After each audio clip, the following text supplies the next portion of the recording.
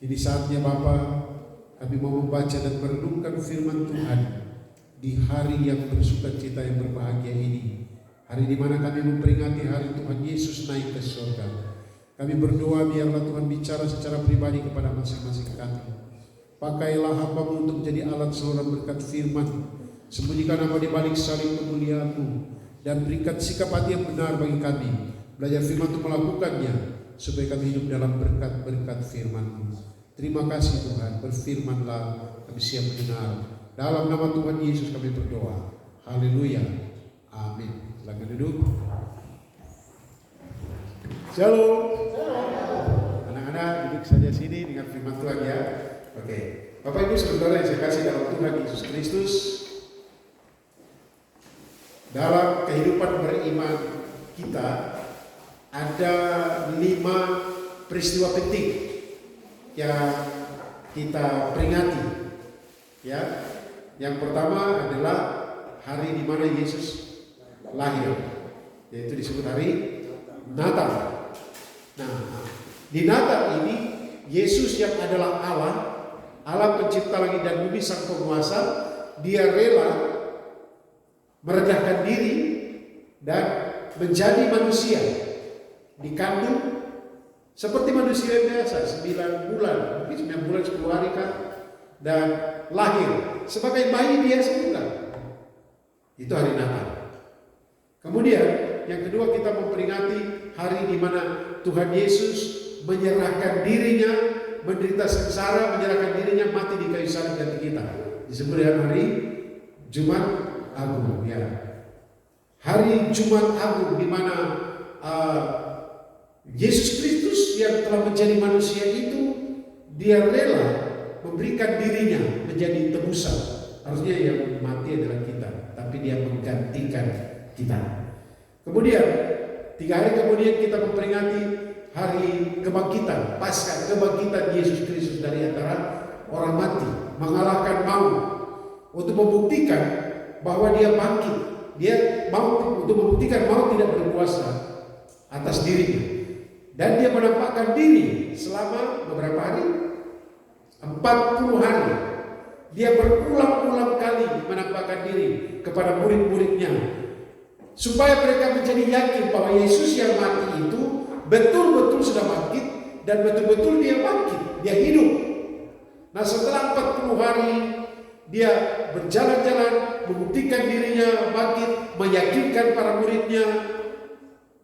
Dan hari ini kita memperingati hari di mana Tuhan Yesus terangkat naik ke surga.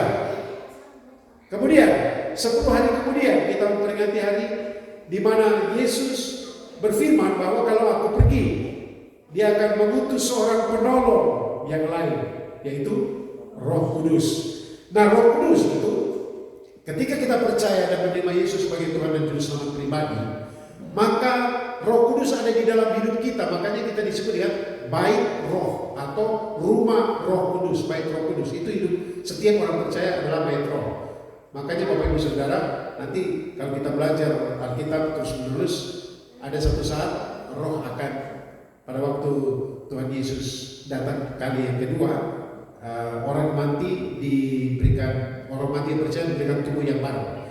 Orang percaya yang masih hidup, tubuhnya diubahkan dan ya naik ke surga. Roh Kudus sudah tidak ada lagi, sudah diangkat. Ada kemudian terjadi hal-hal yang jahat yang luar biasa di dunia ini. Nah, oke, itu 5 peristiwa yang kita peringati. Hari ini kita memperingati hari kenaikan Tuhan Yesus ke surga. Kita baca dalam Kisah Para Rasul pasal 1 ayat 9. Mungkin kakak-kakak kalau ada mewarnai bisa bagi adik-adik supaya mereka bisa warna-warna, sambil dengar apa mereka bisa warna-warna. Nah, ayat 9 sampai ayat 11 kita akan baca Kisah Para Rasul pasal 1 ayat 9 sampai 11. Karena ini ayat cuma sedikit, kita baca sama-sama semua ya dalam hitungan yang ketiga. Kisah Para Rasul pasal 1 ayat 9 sampai 11 dalam hitungan yang ketiga. Saya baca 1, 2, 3. Sesudah ia mengatakan demikian, terangkatlah ia, disaksikan oleh mereka, dan awan menutupnya dari pandangan mereka. Ayat 10. Ketika mereka sedang menatap ke langit Tiba-tiba berdirilah 2 orang yang berpakaian putih dekat mereka. Ayat 11. Dan berkata kepada mereka, "Hai orang-orang Galilea, mengapakah kamu berdiri melihat ke langit? Yesus ini yang terangkat ke surga meninggalkan kamu, akan datang kembali dengan cara yang sama seperti kamu lihat dia naik ke surga." Bapak Ibu saudara yang saya kasih di dalam Tuhan Yesus Kristus, berkaitan dengan hari kenaikan Tuhan Yesus ke surga ini, saya memberikan tema. Tema ini agak janggal, tapi perlu. Saya memberikan tema yaitu yang harus diketahui soal kenaikan Yesus Kristus ke surga. Sekali lagi, tema khotbah atau judul khotbah saya pada saat ini adalah yang harus diketahui soal kenaikan Tuhan Yesus Kristus ke surga. Saudara-saudara, orang-orang percaya kita ini harus mengetahui bahwa ada hal-hal yang sangat penting yang harus kita ketahui di seputar kenaikan Tuhan Yesus. Dan banyak kali kan kita lihat hari Natal dirayakan besar-besaran, betul kan tidak? Kemudian hari sekarang Jumat Agung dan Paskah juga dirayakan, luar biasa, besar-besaran. Kalau kenaikan biasa-biasa saja ya, biasa-biasa saja. Kemudian nanti Pentakosta bagi aliran tertentu itu luar biasa karena merayakan tentang kehadiran Roh Kudus. Nah, oleh karena itu saya merasa bahwa sangat penting untuk menyampaikan supaya kita orang-orang percaya tahu bahwa ada hal-hal penting seputar kenaikan Tuhan Yesus Kristus ke surga. Pertanyaannya, hal penting apakah yang harus kita orang percaya tahu berhubungan dengan kenaikan Tuhan Yesus ke surga? Saya mencatat Bapak Ibu Saudara, secara khusus ya di Kisah Para Rasul 1 ayat 9-11 ada 3 hal penting yang kita sebagai orang percaya harus ketahui. Pertama kita lihat ayat 9 bagian A. Ditulis apa ayat 9 bagian A? Sesudah ia mengatakan demikian. Hal pertama yang harus kita ketahui yaitu sebelum Tuhan Yesus terangkat ke surga, Tuhan Yesus Kristus meninggalkan pesan yang sangat penting. Sekali lagi, hal pertama yang sangat penting yang harus kita ketahui adalah sebelum Tuhan Yesus Kristus terangkat ke surga, dia telah meninggalkan pesan yang sangat penting. Saudara-saudara, pesan apa yang ditinggalkan oleh Tuhan Yesus? Ayat 9, ayat 8 kita lihat. Ya. Ayat 8 bilang kamu akan menerima Roh Kudus. Ada pesan di situ. Tetapi kamu akan menerima Roh Kudus. Kemudian pesannya apa lagi? Dan kamu akan menjadi saksi. Saudara-saudara, di pesan ini, pesan penting ini mengandung janji juga. Ada perintah, ada janji. Jadi pesan yang Tuhan Yesus tinggalkan, ada perintah, ada janji. Perintahnya adalah kamu harus menjadi saksi. Janjinya adalah apa? Kamu akan menerima kuasa. Nah, itu janji. Tapi kalau kita balik lagi dan ke Injil Matius pasal 28, ada perintah. Kamu harus memberitakan Injil. Janjinya apa? Aku menyertai kamu senantiasa sampai kesudahan alam. Kemudian ayat dalam kitab Injil Markus, tanda-tanda ini menyertai orang-orang percaya dalam menjadi saksi. Ada tanda, ada kuasa Bapak Ibu Saudara bagi setiap orang percaya. Mengusir setan-setan, menyembuhkan. Kalau Tuhan izinkan saudara, hal-hal itu bisa terjadi.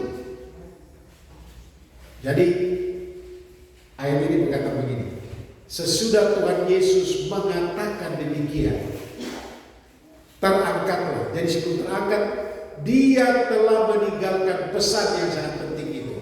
Pesannya adalah jadilah saksi. Jadi Bapak Ibu Saudara, siapapun kita, adik-adik juga kecil-kecil ini, saksi Tuhan Yesus. Jadi kalau ada yang suka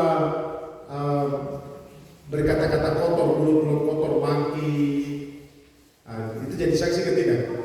Tidak, ya kan? Kita harus menjadi saksi karena orang melihat siapa kita. Oh, kita adalah Kristus, Kristen. Artinya Kristus kecil. Orang yang harus menjadi serupa dengan Kristus. Kemudian kita menjadi saksi melalui kehidupan kita dan menjadi saksi melalui pesan-pesan atau berita yang kita sampaikan. Itu penting saudara. Siapapun kita, bukan hanya pendeta, gembala, penginjil, guru-guru agama, penatua atau majelis, tetapi setiap orang harus melaksanakan pesan ini. Kamu akan menjadi saksi. Kamu harus bersaksi. Tapi ketahuilah,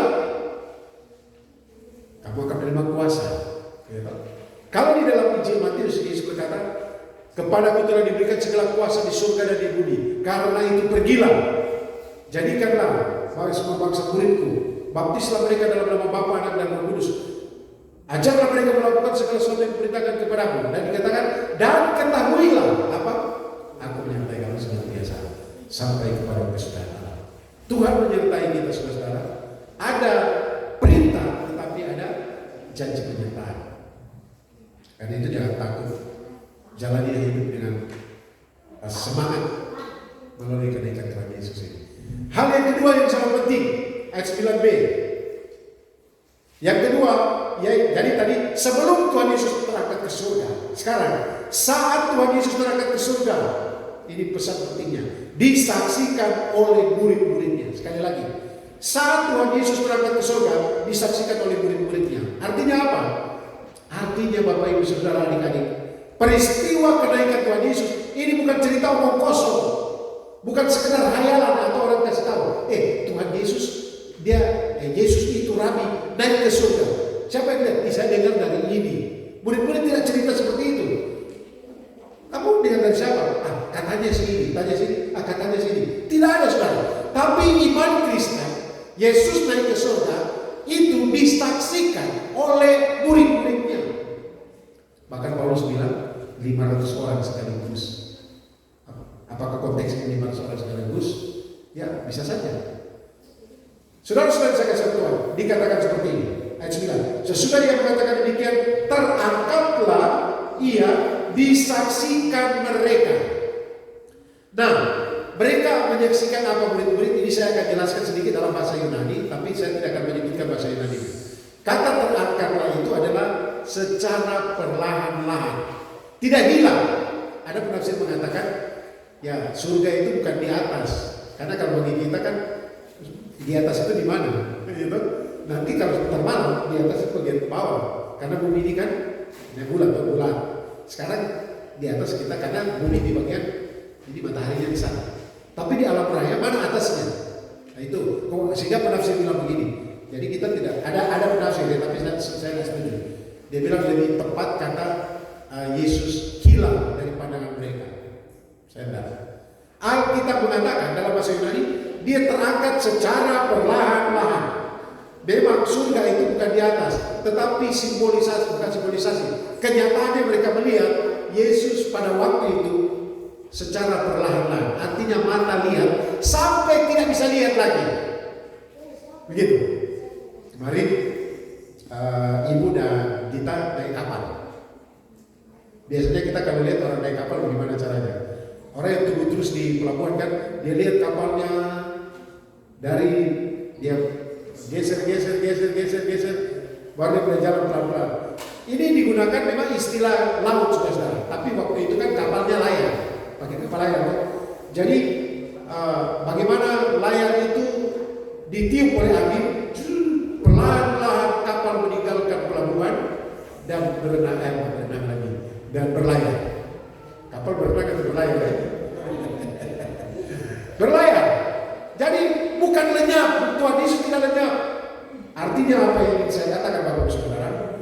Peristiwa kenaikan Tuhan Yesus adalah peristiwa yang benar-benar terjadi, disaksikan oleh mata manusia. Kemudian dikatakan begini, disaksikan oleh mereka dan awan menutupnya dari pandangan mereka. Jadi mereka lihat, ini kata melihat dalam bahasa Yunani, lihat pelan-pelan sampai awan tutup. Mereka paksa-paksa lihat. Nanti saya akan jelaskan yang ketiga itu, paksa-paksa kenapa dia paksa. Bapak Ibu Saudara yang saya kasih dalam Tuhan Yesus Kristus. Dan saya memberitahukan apa yang disampaikan oleh firman Tuhan ini, hal penting ini menegaskan kalau Yesus terangkat ke surga betul-betul disaksikan, maka benar-benar Yesus kembali kepada kemuliaannya, ditutup dengan awan, itu kata Shekinah. Jadi Yesus kembali kepada kemuliaannya yang sebelum dia datang. Dia kembali kepada kemuliaannya sempurna. Tadi pagi Ibu Delvi kirim di Yesus duduk di sebelah kanan Allah. Nanti suatu saat saya akan bahas. Karena dikatakan dia duduk di sebelah kanan Allah, artinya apa? Apakah Allah Bapa itu duduk kemudian Yesus kanan, itu menunjukkan apa sebenarnya? Apakah ini metafora atau apapun? Tapi saya tidak akan membahas tentang itu. Yang jelas dia naik ke surga. Yang jelas bahwa murid-murid menyaksikan awan menutupinya. Dan kita harus tahu bahwa Bapak Ibu Saudara, kalau kita berdoa kepada Yesus, dia ada. Ya, dia ada. Baru kalau Yesus di surga, apakah di hati saya siapa? Ya, dia kan tidak terbatas. Tubuhnya di surga, ya, tidak terbatas. Dan ini bukan cerita dongeng. Memang khotbah hari ini bukan berkaitan dengan apa yang harus kita lakukan, tetapi apa yang harus kita yakini. Yesus yang kita percaya betul-betul dia naik ke surga. Dia betul-betul lahir betul jadi bayi, betul. Siapa saksinya? Ya, saksinya adalah Maria yang mengandung, Yusuf yang mendampingi Maria, gembala-gembala, kemudian siapa lagi? Orang-orang lihat, kemudian Simeon dan Hana yang menggendong waktu Yesus 8 hari, dan orang-orang yang melihat pada waktu itu dia hidup, betul-betul dia hidup, dia makan, sampai dia juga menangis, sampai dia mencucurkan darah, mati di kayu salib. Itu betul Yesus. Kenapa? Karena ada orang sekarang meragukan historis atau sejarahnya Yesus. Kemudian yang tersalib itu siapa? Yesus juga. Yesus yang sama, yang naik ke surga itu dia yang tersalib. Yang disalibkan, bukan yang tersalib, yang disalibkan. Yang menggantikan kita di atas kayu salib itu Yesus, itu yang sama. Bukan Yudas, bukan orang lain. Bukan. Yesus itu sudah. Pada waktu dia mati, betul dia mati karena bilang, ya Bapa, ke dalam tanganmu kuserahkan nyawaku. Itu nyata. Dan dikatakan bahwa pengawal-pengawal menyaksikan itu. Murid-murid juga menyaksikan. Dan orang-orang waktu itu menyaksikan. Dan saudara, 3 hari kemudian Yesus bangkit. Betul dia bangkit. Karena apa? Karena dia betul mati. Dan waktu dia bangkit menampakkan diri, Maria Magdalena melihat pertama, betul dia bangkit. Sehingga Maria Magdalena dia mau sujud menyembah. Betul-betul dia bangkit. Kemudian Bapak Ibu Saudara, dia menampakkan diri kepada murid-muridnya berulang-ulang. Saudara, saya sudah jelaskan tadi, selama 40 hari. Dan Paulus mengatakan ada saatnya 500 orang sekaligus melihat dia. Sehingga ketika dia naik ke surga, itu nyata. Yesus yang mati, yang bangkit, yang ada bekas lubang-lubang paku di kaki dan tangannya, rusuknya yang lubang, betul-betul Yesus itu. Dia yang naik ke surga. Dan itu hal penting yang kedua. Dan hal penting yang ketiga, ayat 10 dan 11. Saya baca ulang, kita baca ulang sama-sama 10-11, sama-sama 3. Ketika mereka sedang menatap ke langit waktu dia naik itu, tiba-tiba berdirilah siapa? 2 orang yang berpakaian putih dekat mereka. Ayat 11. Dan berkata kepada mereka, hai orang-orang Galilea, mengapakah kamu berdiri melihat ke langit? Yesus ini yang terangkat ke surga meninggalkan kamu, akan datang kembali dengan cara yang sama seperti waktu melihat dia naik ke surga. Hal yang penting yang pertama tadi, sebelum Tuhan Yesus terangkat ke surga, dia meninggalkan pesan yang sangat penting. Pesan ini mengandung perintah tetapi janji. Yang kedua, saat Tuhan Yesus Kristus terangkat ke surga, disaksikan oleh murid-muridnya. Nyata dia naik ke surga. Yang ketiga, setelah Tuhan Yesus Kristus, jadi tadi sebelum, saat, dan ini, setelah Tuhan Yesus terangkat ke surga, murid-murid menerima janji. Artinya apa saudara? Memang bukan Tuhan Yesus yang kasih janji itu. Sebelumnya Tuhan Yesus berkata, aku menyertai kamu, aku tidak akan meninggalkan kamu. Tapi di sini melalui 2 orang yang berpakaian putih. Siapa mereka? Ditafsirkan ini adalah malaikat. Malaikat yang berjanji. Yesus yang naik ke surga, kamu lihat, dia akan datang kembali, itu janjinya. Nah, tapi saya akan bahas dulu di sini. Setelah dia terangkat ke surga, murid-muridnya menerima janji. Di sini kita lihat Yesus terangkat, matanya melihat, kata melihatnya, mereka lihat pelan-pelan naik dan lihat sampai sudah hilang. Mereka melihat ke langit dan mereka tidak sadar ada dua orang berpakaian putih dan tegur mereka, orang Galilea, kenapa kamu melihat? Kata melihat itu mereka sini, kamu tidak ada, kamu paksa-paksa lihat. Itu melihat itu paksa lihat. Biasa kata kalau dulu saya main layangan, buku itu, sekarang kayaknya sudah tidak ada ya. Buku akhirnya putus. Biasa saya paling jago sama layangan karena tempat itu tinggi, tapi kalau saya punya hilang, mana angin bawa, itu lihat sampai sudah masuk di awan-awan itu. Tinggal paksa lihat, padahal sudah tidak ada. Nah, gambaran seperti itu Tuhan Yesus sudah naik dan ditutup oleh awan. Sudah lihat, dan paksa-paksa lihat ini menyaksikan hal yang spektakuler. Dan malaikat kasih kaki turun. Hai orang Galilea, artinya, hei kamu itu stop sudah dengan hal spektakuler. Hidup nyata di dunia sekarang ini, nyata, yaitu apa?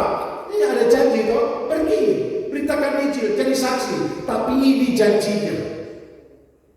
Yesus yang kamu lihat itu, nah dia akan datang dengan caranya sama.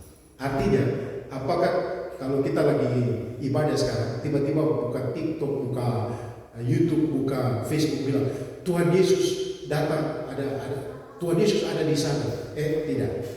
Yesus akan datang, semua dunia akan heboh karena dia akan turun pelan-pelan. Dia akan tidak tiba-tiba sudah ada di sana. Tidak ada. Karena dikatakan sebagaimana dia naik, begitu pun dia akan datang. Dia tahu bukan bilang, tapi Yesus akan datang dari awan-awan. Makanya dalam saya suka lagu ini, lagu Tuhan datang di atas awan, datang ya Tuhan datang di atas awan. Jadi dia turun pelan dengan saleh-salehnya. Sebelumnya kan itu sudah orang Tuhan sudah naik dan turun bersama-sama. Saya akan turun bersama-sama dengan Tuhan. Kita semua yang sungguh percaya. Ada yang pakai tubuh baru. Ini pengharapan saudara-saudara. Pengharapan ini harus kita mengatakan, wah Tuhan saya mau melihat Engkau muka dengan muka. Saya mengajar di kelasnya media ini orang persentasenya begini. Tuhan Yesus sudah mendatang, kamu pilih mana? Kamu tunggu, kamu wisuda dulu, baru Tuhan Yesus datang. Atau Tuhan Yesus datang sudah tidak satu wisuda. Dia bilang wisuda dulu Bapak. Kalau saya Tuhan Yesus datang sudah tidak usah wisuda. Ya tak? Wisuda itu kemuliaan, ya duniawi ya. Tapi Tuhan Yesus datang itu yang kita rindukan. Coba saudara bayangkan lagi kita beribadah tiba-tiba, ada bunyi trompet, baru kita lihat. Mungkin sudah bilang begini, bagaimana kita bisa lihat Tuhan Yesus turun di Bukit Zaitun? Sekarang bukan masalah. Tuhan bisa buat keajaiban, bisa. Tetapi secara teknologi sekarang kan, apapun yang terjadi sekarang langsung kita bisa lihat. Tiba-tiba semua saya lagi baca dan berkata kepada mereka, tiba-tiba di layar TV ini, apa ini? Yesus turun di atas awan-awan. Bisa saja, bisa. Tapi tentunya yang shooting ini orang-orang yang tidak percaya. Karena kita kan sediakan. Kalau kita masih menyaksikan begini, berarti kita ini tidak diangkat awal-awal ini. Saya tidak mau menyaksikan begitu. Saya mau turun bersama. Tapi memang ya, artinya saya ingin katakan begini, kalau ada berita seperti itu tidak benar. Apalagi menentukan kedatangan Tuhan, tidak ada. Kata-kata kalau kita membaca di dalam ayat 678, kata-kata yang digunakan di sini, ini bukan bicara soal tanggal, tetapi ada momen di mana Tuhan Yesus datang yang kita tidak tahu. Dalam bahasa Yunani itu kata-kata yang digunakan itu ada dua kata yang berbeda ya, ada dua kata yang berbeda soal waktu itu. Tapi Yesus bilang, ya ada manusia tidak tahu, hanya Bapa yang tahu. Masa Tuhan Yesus tidak tahu? Jangan kita tanya seperti itu. Karena istilah-istilah yang digunakan adalah untuk menyesuaikan dengan pikiran manusia. Tapi saya memberitahu bahwa nanti dia akan datang. Inilah kenaikan Tuhan Yesus memberikan pengharapan bagi kita untuk menanti kedatangan Tuhan. Sekarang lagu-lagu pengharapan tentang kedatangan Tuhan itu seperti kurang greget. Ada lagu yang saya suka sekali lagi. Tak lama Tuhan datanglah, bersiap dirimu. Ya tak? Sudah siap belum? Siap. Saudara, 3 hal penting ini berkaitan dengan kenaikan Tuhan Yesus ke surga. Yang harus kita tahu dari kata sebelum, saat, dan setelah. Jadi, sebelum Tuhan Yesus terangkat ke surga, dia meninggalkan pesan yang sangat penting. Pesan ini merupakan perintah, jadi saksi. Kemudian janjinya kamu akan terima kuasa. Jadilah aku menyertai kamu. Yang kedua, hal penting kedua, saat Tuhan Yesus terangkat ke surga, ini disaksikan oleh murid-muridnya, bukan hayalan, bukan mimpi, tapi ini nyata, real. Diangkat secara perlahan-lahan, ditutup oleh awan. Murid-murid lihat dengan ekor mata sampai hilang. Nyata bahwa Yesus itu naik ke surga. Dan ayat film bilang dia menyiapkan tempat bagi kita, dia duduk sebelah kanan Allah, dia menjadi juru syafaat kita, dia menjadi imam besar yang agung. Dan yang ketiga, hal penting ketiga, setelah Tuhan Yesus Kristus terangkat ke surga, murid-murid menerima janji. Janjinya apa? Tuhan Yesus akan datang kembali dengan cara yang sama pada waktu dia naik. Sekali lagi apa? Dengan cara yang sama. Banyak sekali orang sekarang jadi terpikat dengan ajaran sesat. Walaupun mereka bicara hal-hal rohani, tapi kalau bicara tentang Yesus ada di sana, tidak benar itu. Ada di sana, tidak benar. Karena dia akan turun dengan cara yang sama, berarti semua mata akan melihat. Dan kita bilang semua mata akan melihat dan setiap lidah mengaku bahwa Yesus adalah Tuhan. Mari kita berdoa. Segala puji, hormat, dan sembah bagi-Mu ya Tuhan, yang telah memberi kesempatan bagi kami merenungkan firman Tuhan di hari kami memperingati kenaikan Tuhan Yesus Kristus ke surga. Terima kasih Tuhan, kami berdoa mohon Roh Kudus tolong kami dengan kuasa-Mu untuk dapat menjadi saksi dalam lingkungan kami, di sekolah kami, di tempat pekerjaan kami, tempat pelayanan kami, dan dimanapun kami pergi dan berada. Penyertaan-Mu sempurna bagi kami. Roh Kudus memampukan kami untuk menjalankan tugas sebagai saksi. Tetapi biarlah dalam kehidupan kami dan keyakinan iman yang sungguh bahwa Engkau naik ke surga, nyata jelas Engkau akan datang kembali dengan cara yang sama. Kami merindukan kedatangan-Mu, menjemput kami seperti janji firman-Mu. Terima kasih untuk firman-Mu. Kami mengucap syukur dan berdoa dalam nama Tuhan Yesus. Haleluya. Amin. Kembalikan kepada